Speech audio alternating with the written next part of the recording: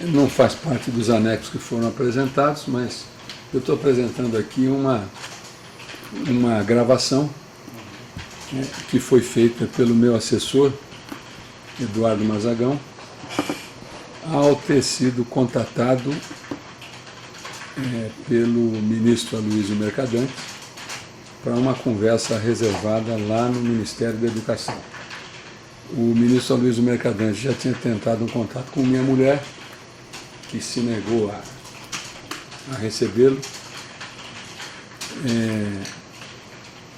E aí, ao ser contatado o meu assessor Eduardo Mazagão, ele foi ao encontro do ministro.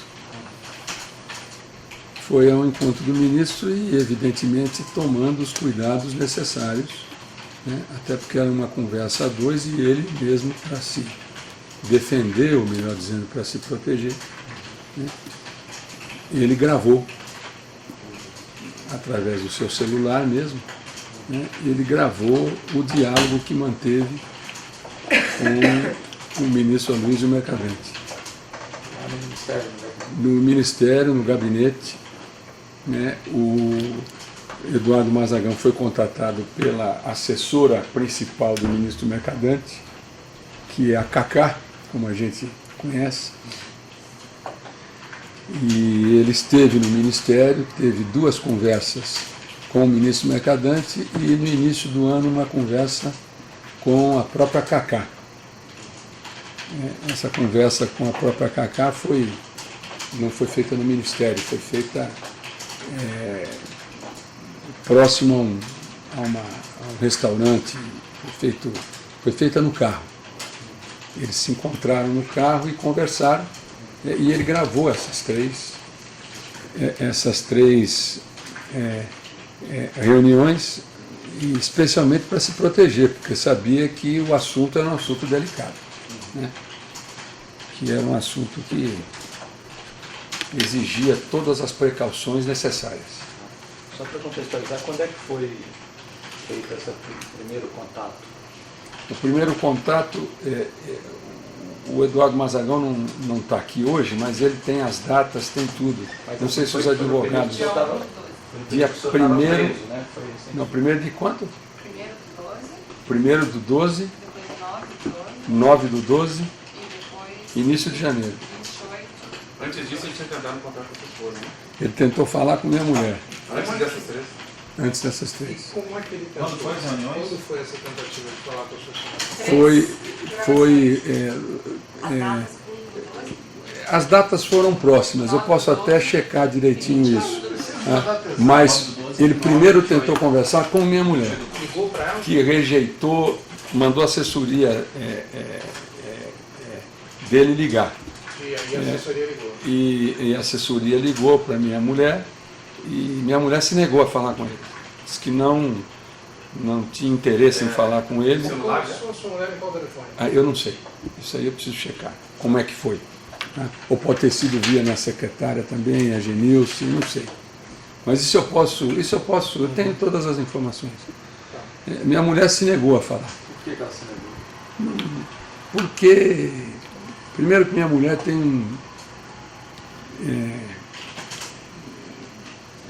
ela é uma pessoa muito desconfiada e uma pessoa que guarda uma distância grande de política, ela não se envolve, né? E como o Aloysio Mercadante nunca gostou muito de mim, consequentemente no rebatimento ela também não gosta. O senhor não tinha boa relação então com ele? Não, sempre tive uma relação atritada. Ela sabia disso? Sabia, até porque alguns dos meus enfrentamentos com o Aloysio Mercadante foram públicos. Televisão, entrevista, quer dizer, não que esconde isso, todo mundo sabe. Então o senhor não era amigo dele? Não. Nunca Pode fui. relatar algum tipo de desinteligência como essa? Uma, por exemplo, foi pública, foi quando no governo Lula eu era do Conselho de Ética e o presidente Sarney, à época, estava no Conselho de Ética. E o presidente Lula nos chamou né, manifestando a preocupação dele de, numa eventual cassação do presidente Sarney, o Senado, o governo perdeu o controle da presidência do Senado, porque o vice-presidente do Senado à época era o Marconi Perillo. E faltando 2 anos para terminar o governo Lula, o presidente Lula via isso como um grande risco. E, na verdade, é o seguinte, eu era membro do Conselho de Ética com a ex-senadora Ideli, e mais o João Pedro, que é hoje presidente da FUNAI. E nós fomos convocados no Alvorada e tivemos uma conversa com o Luiz. Ele foi muito reticente, porque ele era favorável, ele não era favorável a que a gente encerrasse o assunto no Conselho de Ética, ele era favorável a fazer investigações mais aprofundadas sobre os temas que levaram o presidente Sarney ao Conselho de Ética. E houve lá uma discussão muito forte, porque ele era líder da bancada, e de certa maneira arrastou a bancada toda nessa pulsão. E ficou o João Pedro, a Ideli e eu no pincel, porque nós estávamos no Conselho de Ética. E aí nós fizemos um acordo dizendo o seguinte, que ele não ia fechar a questão como líder, né, do partido, ele não iria fechar a questão, e que, ao se abrir o Conselho de Ética, ele iria pedir a palavra e nos liberar com relação à votação que iria ocorrer naquele dia. E, muito pelo contrário, nós fizemos tudo conforme o combinado. Quando abre a sessão do Conselho de Ética, ele pede a palavra, só que ele reafirma tudo aquilo que ele disse no Alvorada, que a posição do partido, a posição da bancada era pelo aprofundamento das investigações. E nos deixou com a brocha na mão, nós ficamos sem. E, como nós tínhamos feito um acordo, nós votamos. Votamos pelo arquivamento do processo. Bom, e aí, claro, ele ficou bem na mídia e nós fomos os caras que salvaram o Sarney. E aí não teve dúvida. Me pegaram na televisão, como é que o senhor adotou uma postura junto com os outros, com a senadora Ideli e o senador João Pedro, como é que o senhor adotou uma postura, o senhor foi contra a orientação do líder da bancada, assim, do ex-líder da bancada, porque meu líder, ele não é. Porque líder, ele honra compromisso, e líder comanda a bancada, e tem a confiança da sua bancada. Hoje, ele me deu esse direito de não aceitar o seu comando e a sua liderança. Portanto, hoje eu não me considero liderado do senador Luiz Mercadante. E contei tudo que foi combinado. Falei mesmo, abertamente. Esse foi um fato, foi público, divulgado à época, né? Mas eu tive muitas desavenças na CPI dos Correios mesmo, né? Que ele deu uma de avestruz, desapareceu, e no final da CPI ele começou a querer criar pinimba para não aprovar o relatório. O único dia que ele apareceu foi que surgiu na imprensa que a campanha dele tinha sido paga pela campanha presidencial, né? A campanha de marketing, e o Duda Mendonça era o marqueteiro dele. A única vez que ele foi à CPI dos Correios foi quando o Duda Mendonça foi convocado, né? E só para tirar do Duda Mendonça o seguinte, que ele não tinha nada a ver com o mensalão e que o Duda Mendonça recebia pela campanha presidencial. Então, as minhas desavenças com o Aloysio foram frequentes e não foram poucas. Então, é uma pessoa que eu conheço muito bem o estilo. Então não é só ele. Não, nunca foi. E essas desavenças são de conhecimento público.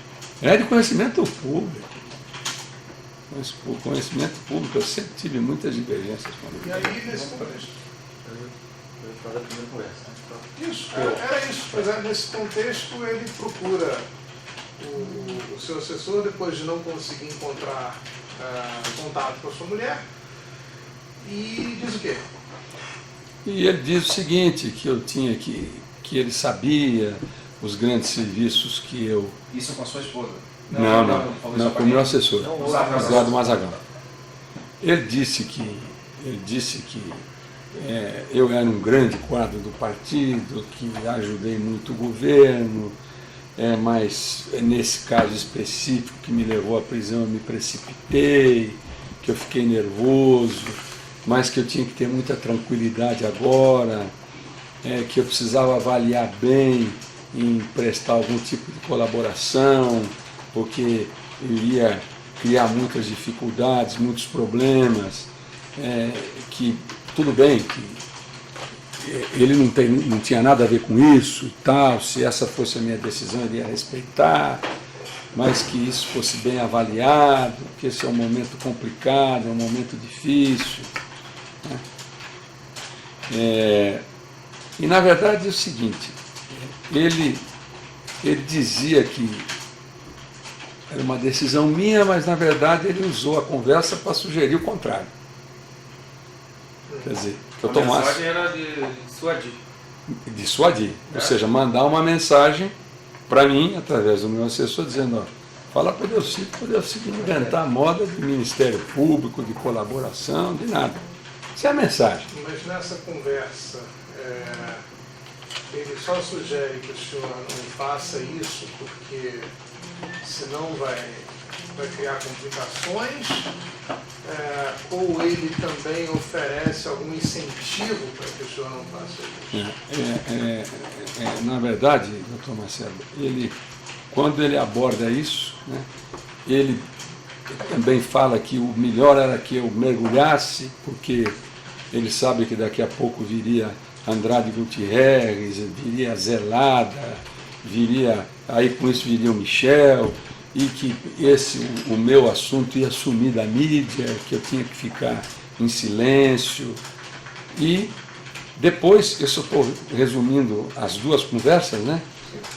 Houve mais uma. Que houve uma segunda, né? E também gravada.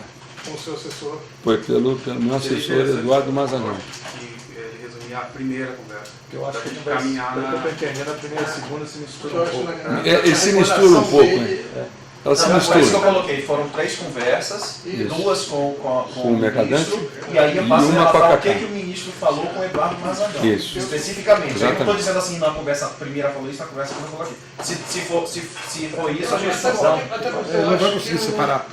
ele vai esclarecer, mas pelo que Ele não foi então, ele só ouviu. Eu acho que era melhor fazer isso e talvez a conversa seja um pouco diferente, você talvez saiba, com a secretária. Né? Mas a secretária... Porque o assunto acaba sendo essencialmente o mesmo. A É. conversa é uma continuação da primeira. material separa. Agora, quer dizer, ao longo dessas conversas, quer dizer, nessas duas conversas, chega um determinado momento, o Mazagão diz, olha, o senador agora, a família está preocupada, porque tem que contratar advogados, pode estar gastando muito, está vendendo inclusive um imóvel dele para pagar a conta e tal, não sei o que, ele imediatamente disse, não, isso nós resolvemos. Ele falou isso. E o que significa isso? Nós resolvemos o seguinte, que ele arrumaria um jeito de pagar os meus advogados. Do bolso dele? Ele fica mais ajuda financeira. Não, ele provavelmente... De arrependimento por tudo que muito provavelmente, né? Ele ficou muito sensibilizado com a minha... Mas, enfim, sarcasmo à parte, o que o senhor acha, o que o senhor percebe, não o que o senhor acha, né, mas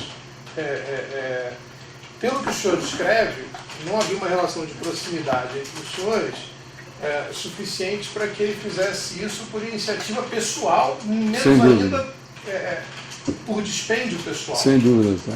Está correto? Está absolutamente correto. Ele fez isso porque o Aloysio, apesar de ter saído da Casa Civil, é uma das poucas pessoas que tem a confiança da presidente Dilma. E ele, sem dúvida nenhuma, tentou aproximação com a minha família e depois com o próprio Mazagão, porque ele foi orientado para isso. Tanto é que, num dos diálogos, ele diz assim: você sabe, Mazagão, se a Dilma tiver que descer a rampa do Planalto sozinha, eu vou estar do lado dela. Ou seja, sutilmente o seguinte: eu sou o cara, eu sou a pessoa de confiança dela e, portanto, você entenda a minha mensagem. Eu não estou falando aqui sozinho e isoladamente. Eu tenho respaldo para o que eu estou falando. Então, foi basicamente isso. Se fosse a iniciativa dele, ele era capaz de estar até agora orando para ver se eu me acabasse em algum lugar aí. Então, ele foi um ensaio mandado pela presidente Dilma ou pelo governo? Pelo governo. E entendo que, até pela maneira como ele abordou, e como ele é uma pessoa de confiança da presidente Dilma, eu não tenho dúvida nenhuma que ele chamou atendendo a uma convocação dela. Clarissa, por gentileza, senador, um pouco mais esse ponto. O principal vetor de relacionamento político do ministro Aloysio Mercadante é a presidente Dilma? Sem dúvida nenhuma. E eu posso até, eu me lembro bem, informação, quando foi feita a reforma ministerial, eu tive uma conversa com o presidente sobre a eventual saída dele da Casa Civil. Só antes de comigo, qual foi o principal vetor o quê? De relacionamento político. E nesse diálogo, porque não havia mais condições deles politicamente se sustentar na Casa Civil, pelos problemas que ele tinha com os partidos, com o Congresso, com os ministros, enfim. Pela primeira vez eu senti nitidamente que a presidente só tomou essa decisão porque não tinha jeito. Porque ele efetivamente, ele não estava na Casa Civil à toa. Ele estava na Casa Civil porque ele era o homem de confiança dela. Inegavelmente. E segue sendo? Continua sendo. Esse é um exemplo típico e a gente percebe que ela não o expõe mais publicamente, mas determinadas questões, determinados temas, ela passa tarefas para que ele desempenhe em nome dela. Algum exemplo além deste que estamos tratando aqui? Um deles, por exemplo, quando estava aquela confusão no Tribunal de Contas da União, né? Sobre o impeachment, sobre as pedaladas, né? Ele foi um dos principais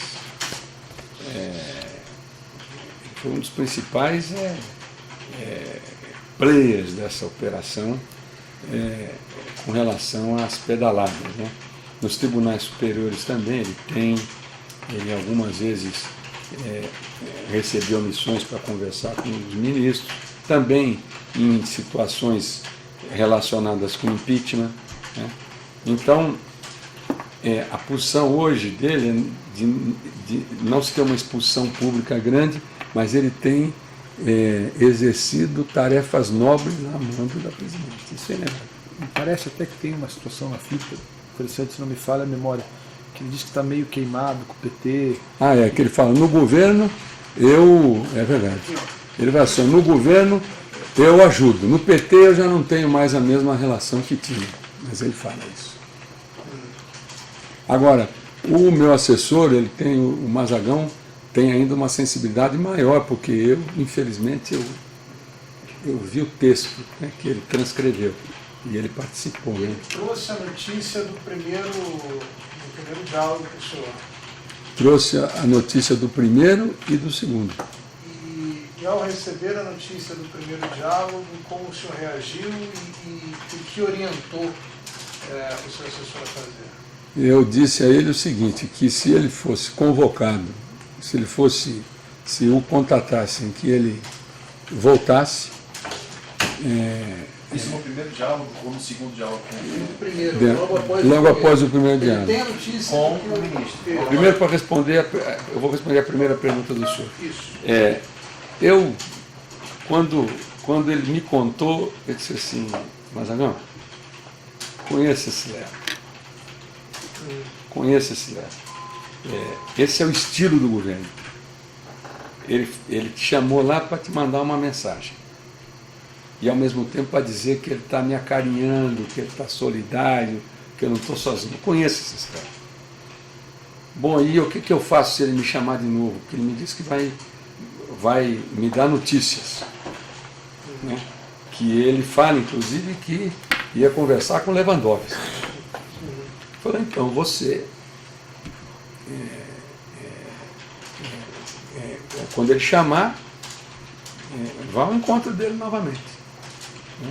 E grave, porque a primeira gravação eu não sabia.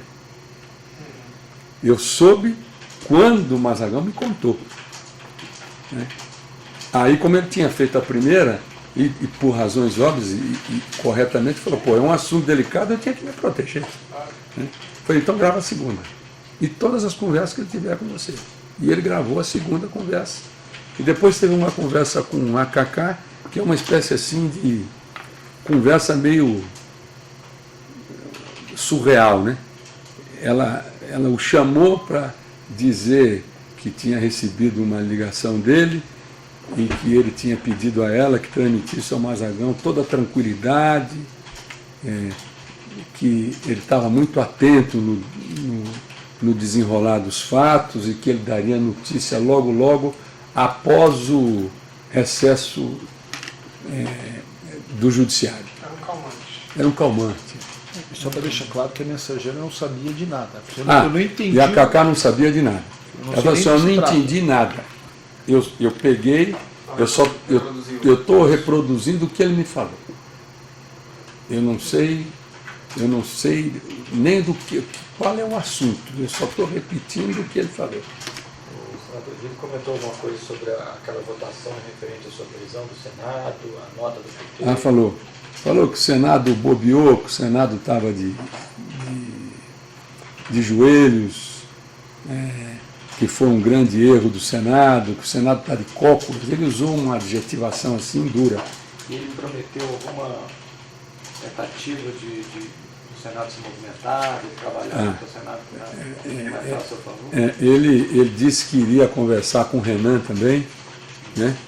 Porque o Renan teria que interceder, que não era justo que eu continuasse preso, porque já tinham feito as apreensões, já tinham levantado todos os documentos e não tinha nenhuma...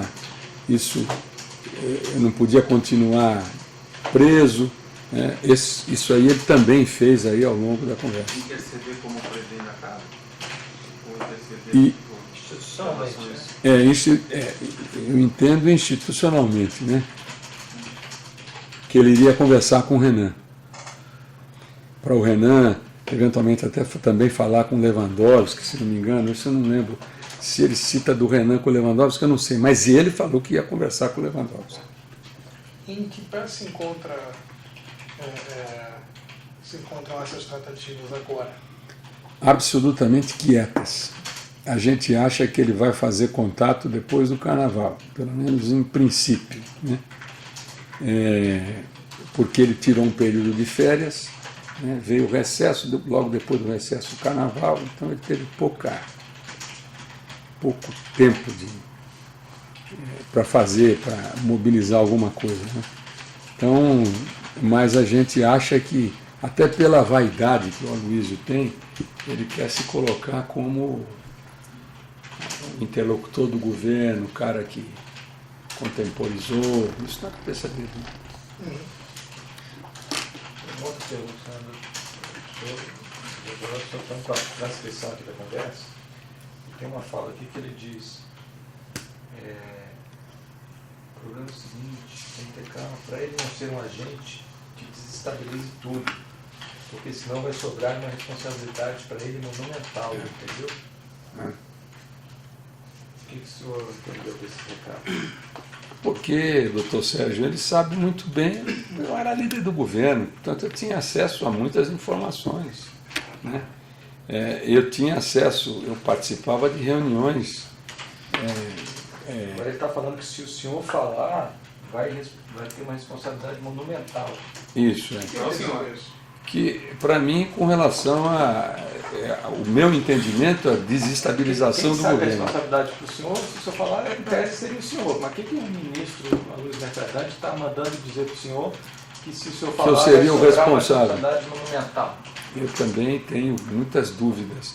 Eu prefiro interpretar de uma forma mais assim, mais amena, mas essa frase aí, ela tem uma dupla interpretação. Ou ela é uma preocupação com a responsabilidade que eu viria a assumir de uma desestabilização, ou então é uma ameaça velada.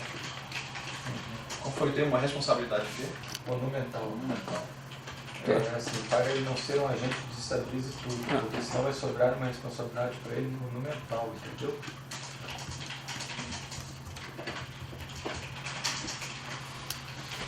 Até achei uma frase Tem a ver com a frase anterior, porque fala assim, eu quero, eu acho que ele devia esperar, não fazer nenhum movimento precipitado. Ele já fez um movimento errado, deixa baixar a poeira, ele vai sair, a confusão é muito grande, entendeu? Ministro, o problema é o seguinte, aí ele continua, para ele não ser um agente que desestabilize tudo, porque senão vai sobrar uma responsabilidade para ele monumental, entendeu? Desestabilize tudo, ele está sempre no governo. Eu acredito nisso. E acho um pouco também que ele estava muito preocupado. O Luiz, ele pensa primeiro nele. Sempre o raciocínio dele Tem uma música do Ultraje a Rigor que diz assim: eu me amo, não posso mais viver sem mim. Né? Ele primeiro pensa nele. Quando eu tive muitas conversas com ele sobre a Lava Jato, quando o nome dele surgiu. Acho que foi numa das colaborações, acho que foi do Ricardo. Teu inquérito, né? Então ele estava apavorado com essa informação e ele vira que mexe. Eu ia no palácio, ele me chamava para saber se eu tinha informação, se alguma coisa evoluiu, se não evoluiu. Então, ele, com certeza que essa frase também o inclui, porque ele sabe que eu era um interlocutor permanente dele, até porque eu era líder do governo e ele era chefe da Casa Civil. E ele preocupado de sobrar alguma coisa para ele,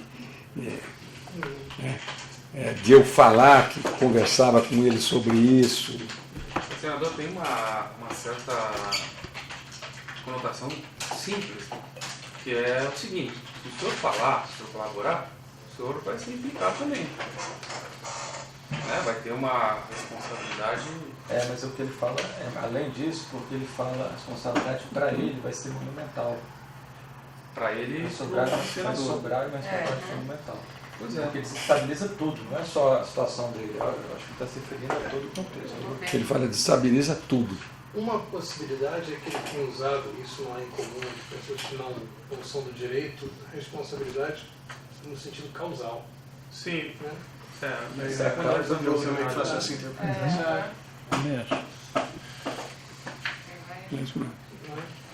É o causador. Sim. Né? Vai causar Ele falou outra aqui, faz sentido. Vai abrir a porteira, então vocês precisam repensar o encaminhamento. Falar, né? Talvez fazer uma moção, a mesa do Senado, aquilo ali.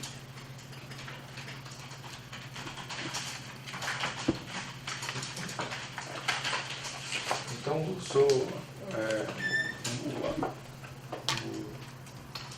móvel aqui do senador era fazer o senhor não falar. Não falar. Era mandar um recado para não falar que a gente vai, que a gente está aqui fora e a gente vai fazer E passar uma mensagem que nós estamos aí, pretendemos ajudá-lo. Mas ele faz várias ressalvas, não é, senador? Dizendo, olha, mas se ele quiser fazer Isso. acordo, faz. Por que ele faz essas ressalvas? É para não dar a entender, é uma espécie assim de... olha, eu respeito a sua decisão, então, mas eu acho que você não devia fazer como que dizendo assim, eu não estou forçando nada. Mas, ao mesmo tempo, subliminarmente, eu estou mandando uma tremenda mensagem. Seria correto dizer que ele estava tentando evitar o tipo de exposição que sobreveio ao senhor? Possível. Quem não Possível. quer interferir não procura um Pois é. interlocutor para mandar um recado. Isso é tão principalmente que ele não é amigo do senhor. Né? É como pessoa que dá todos os sinais de que quer, mas diz não quer. Não quero. É isso mesmo. É isso mesmo. É a preocupação com o mesmo nível de exposição que eu tive. Mas à luz do conteúdo, a mim, pelo menos, a percepção que ocorre é que essa tentativa é pouco bem sucedida. Estamos aqui. Não, digo, a tentativa de se desvencilhar da finalidade é pouco bem É, sucedida. sem dúvida nenhuma. Frutífero. Porque essa é uma conversa não é qualquer pessoa que consegue calibrar certinho até onde ele pode ir e até onde ele para. Então, são raras as pessoas que têm esse... Então, por mais que ele não queira, ele avança. Senador, o senhor recebeu algum, por interlocutores, algum outro recado do mesmo estilo? Algum outro recado, quando o senhor esteve preso, para que não viesse a um acordo de colaboração? Assim, dessa forma, não, mas muita gente passando a seguinte mensagem, que estava solidário, que estava à disposição, mas extremamente preocupados com isso. Preocupadíssimos. Bem vago, assim. Era pago.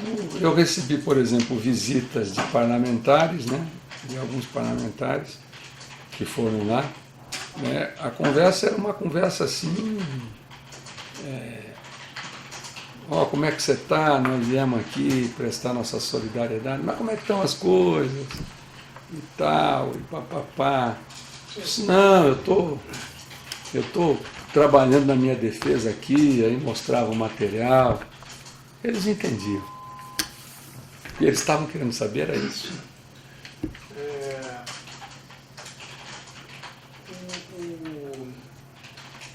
Uma pergunta relevante, senador.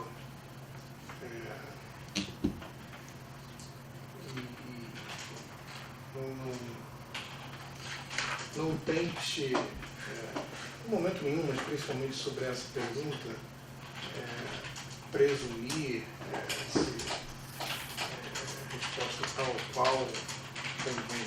É importante que venha à tona a mais cristalina reprodução do que aconteceu na sua subjetividade. Essas investidas do senador chegaram, são duas perguntas, a primeira é essa, chegaram a fazer o senhor refletir sobre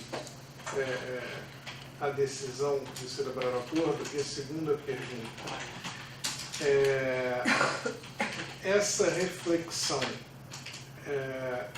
em tendo havido, chegou a produzir algum resultado concreto em termos de dias? Me refiro ao seguinte: o senador, o ministro faz a investida, procura o senhor e diz, olha, estamos como governo querendo ajudar.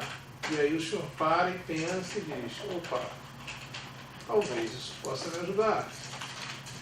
Se eu tenho uma oferta do governo, talvez eu deva refletir sobre se devo mesmo cooperar com o Ministério Público. E se tenho essa oferta,